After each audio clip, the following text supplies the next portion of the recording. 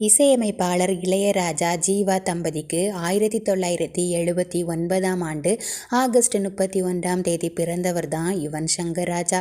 இளையராஜாவோட குடும்பத்தில் இசையமைப்பாளர் கார்த்திக் ராஜா, பாடகி பவதாரணிக்கு அப்புறமா பிறந்த கடைசி பிள்ளை தான் யுவன். யுவன் பிறந்த தருணம் குறித்து ஒரு தனியார் தொலைக்காட்சி நேர்காணலில் விவரிச்சிருந்தார் இளையராஜா. அப்போது இயக்குனர் மகேந்திரனோட இயக்கத்தில் ரஜினி நடித்த ஜானி படத்தோட இசையமைப்பிற்காக ஆழியார் அணையோட விடுதியில் தங்கியிருந்தேன்.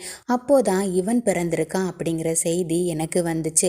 அன்னைக்கு ரொம்ப மகிழ்ச்சியோட நான் இசையமைத்த பாடல் தான் செனோரிட்டா ஐ லவ் யூ அப்படிங்கிற அந்த பாடல். அந்த பாடல் மட்டும் இல்லாமல் ஜானி திரைப்படமும் அதோட அத்தனை பாடல்களும் மிகப்பெரிய வெற்றியை பெற்றது அப்படின்னு சொல்லியிருந்தார். அரவிந்தன் திரைப்படத்திற்கு தான் முதலாக தமிழ் சினிமாவில் ட்ரெய்லர் வெளியிடப்பட்டது. அதற்கான இசையை யுவன் வடிவமைச்சிருந்தாரு. அந்த படத்துக்கு இசையமைக்க ஒப்பந்தமான போது யுவன் சங்கர் ராஜாவோட வயது வெறும் 14 தான். 2 ஆண்டுகள் கழித்து 1997 அரவிந்தன் வெளியான போது தமிழ் சினிமாவோட இளம் இசையமைப்பாளர்களில் ஒருவராக யுவன் அறிமுகமானார். யுவன் சங்கர் ராஜாவுக்கு சில ஆண்டுகள் முன்பாக 1992 வெளியான பாண்டியன் அப்படிங்கிற திரைப்படத்தின் மூலம் இசையமைப்பாளராக அறிமுகமானவர் யுவனோட அண்ணனும் இளையராஜாவோட மூத்த மகனுமான கார்த்திக் ராஜா. என் தம்பி அடைந்துள்ள உயரத்தை நினைச்சு பெருமைப்படுறேன். இளம் வயதில் இந்த உயரத்தை அவன் அடைஞ்சிருக்கான். அவனுக்காக மிகவும் சந்தோஷப்படுறேன் அப்படின்னு சமீபத்தில் கார்த்திக் ராஜா ஒரு நேர்காணலில் சொல்லியிருந்தாரு. தன்னோட 16ஆம் வயதிலேயே இசையமைப்பாளர் அப்படிங்கிற அங்கீகாரம் கிடைச்சிட்டாலும் கூட இளையராஜாவோட மகன் அப்படிங்கிற அடையாளத்தை கடக்கவும் தமிழ் சினிமாவில் தனக்கென ஒரு இடத்தை பிடிக்கவும் யுவன் போராட வேண்டியிருந்தது. முதல் திரைப்படமான அரவிந்தன் தோல்வியை தழுவியது.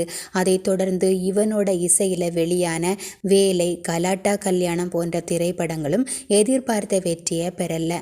சமீபத்தில் சென்னையில் கல்லூரி ஒன்றில் நடைபெற்ற விழாவில் பேசிய யுவன், ஆரம்ப காலத்தில் நான் இசையமைத்த படங்கள் தோல்வி அடைஞ்சதால என்ன ராசி இல்லாத இசையமைப்பாளர் அப்படின்னு முத்திரை குத்திட்டாங்க.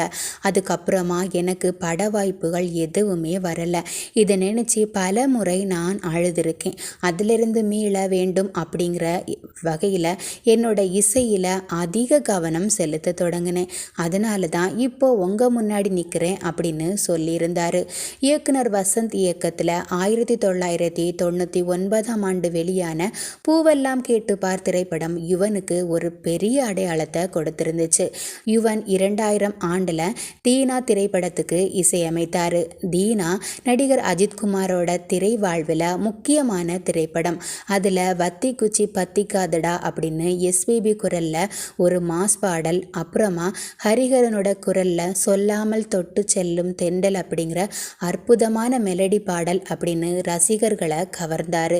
தொடர்ந்து Nanda, Thulluvadho Ilamai, Mounam Pesiyadhe, 7G Rainbow Colony, Manmadhan, Ram, Sandakozhi, Pudhupettai போன்ற படங்கள் மூலமாக தமிழ் சினிமாவில் தன்னை ஒரு தவிர்க்க முடியாத இசையமைப்பாளராக நிலைநிறுத்தி கொண்டார் யுவன்.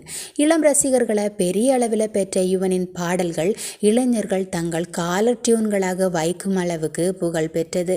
சின்ன பட்ஜெட் படம், பெரிய படம், மாஸ் ஹீரோ அப்படிலாம் யுவன் பிரித்து பார்த்ததே இல்லை. தனக்கு கதை பிடிச்சிருந்து அப்படின்னா அந்த படத்துக்கு இசையமைப்பார். இந்த விஷயத்தில் இளையராஜாவும் யுவனும் ஒன்று அப்படின்னு தான் சொல்லலாம். பில்லா 2 திரைப்படத்தில் அஜித் போன்ற மாஸ் ஹீரோவிற்காக இசையமைத்து கொண்டிருக்கும் போதே ஆதலால் காதல் செய்வீர் அப்படிங்கிற புதுமுகம் நடிக்கின்ற படத்துக்கும் இசையமைச்சார். முத்துக்குமார், யுவன் அப்படிங்கிற பிரபலமான கூட்டணியை தமிழ் சினிமா ரசிகர்களால் என்னைக்குமே மறக்க முடியாது அப்படின்னு தான் சொல்லலாம். தேவதையை கண்டேன், 7G ரெயின்போ காலனி, பையா, புதுப்பேட்டை, யாரடி நீ மோகினி, கற்றது தமிழ் அப்படிங்கிற இந்த கூட்டணியில் வெளியான பல திரைப்பட ஆல்பங்கள் ரசிகர்களிடையே பெரும் வரவேற்பை பெற்றிருக்கு. இந்த கூட்டணியோட மற்றொரு திரைப்படம் 2013 வெளியான தங்க மீன்கள். இதில் இடம்பெற்ற ஆனந்த யாழை பாடலுக்காக தன்னோட முதல் தேசிய விருதை பெற்றார் பாடலாசிரியர் முத்துக்குமார். மறைந்த மறைந்த நா முத்துக்குமாருக்கு கொடுத்த இடம் வேறு. அதை யாருக்கும் என்னால் தர முடியாது. அவர் மிகச்சிறந்த பாடலாசிரியர். அவர் கூட நிறைய பாடல்களில் நிறைய வேலை பார்த்துருக்கேன் அப்படின்னு 2 வருஷத்துக்கு முன்பாக ஒரு நிகழ்வில் பேசியிருப்பார் யுவன் சங்கர் ராஜா.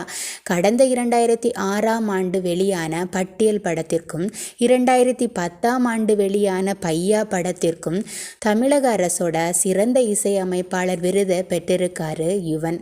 2004ஆம் ஆண்டு 7G ரெயின்போ காலனி படத்திற்காக ஃபிலிம்ஃபேர் விருதையும் 2006ஆம் ஆண்டு சைப்ரஸ் சர்வதேச திரைப்பட விழாவில் ராம் படத்திற்காக சிறந்த இசையமைப்பாளர் விருதையும் பெற்றார் யுவன். கடந்த 2019ஆம் ஆண்டு தமிழக அரசோட கலைமாமணி விருதையும் யுவன் வாங்கியிருக்காரு. 2022ஆம் ஆண்டு சத்யபாமா பல்கலைக்கழகம் யுவன் சங்கர் ராஜாவுக்கு கௌரவ டாக்டர் பட்டம் வழங்கியிருக்காங்க. உங்களுக்கு யுவனோட பாடல்களில் பிடிச்சது எது அப்படிங்கிறத மறக்காமல் கமெண்ட் பண்ணி வீடியோக்கு லைக் பண்ணிடுங்க. பாய்.